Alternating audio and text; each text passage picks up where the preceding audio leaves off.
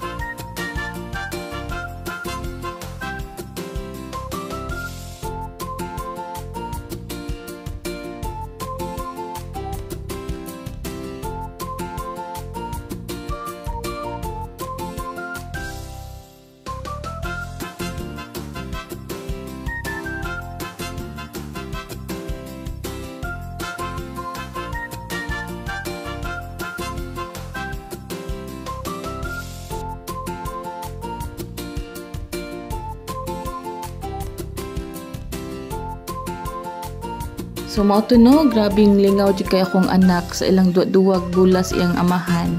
So after pila ka minutes nga humulat-hulat sa akong uyuan nga nagsakag butong mo na ni iyahang kuha.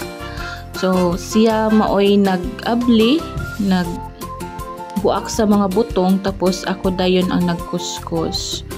So muna siya murag nakakuskus kog mga napulo man siya to iyahang kuha. Then ang palit gisugod din ako ang part niya nga palit og condense para mo ipam patamis mo gatas nga igamit na mo para sa among lamaw.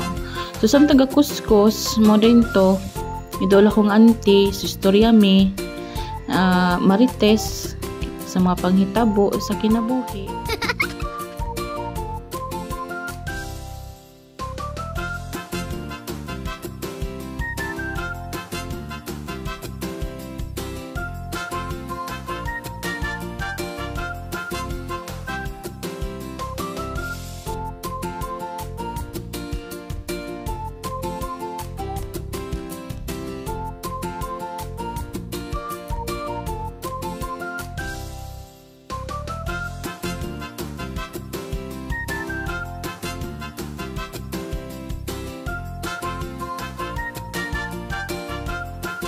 Sumoto siya no, grabe jud kayo kainit sa panahon. Sakto ra jud nga nag-crave mi og lamaw.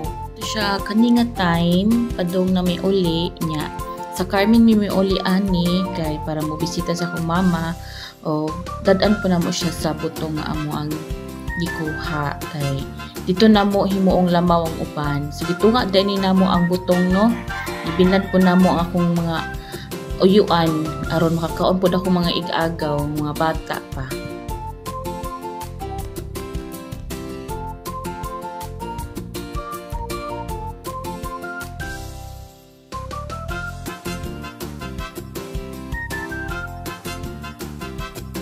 Fast forward mo to siya no, naabot nami og Carmen tapos giref na nako ang buko flesh og ang buko juice. Wala na nako na videohan ang among pagbiyahe padong Carmen kay akong anak ako nang gisiguro kay nakatulog in town sa biyahe.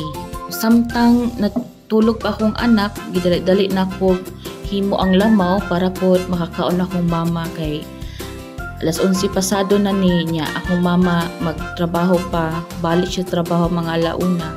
So ako na siyang gi-prepare para makakaon po siya.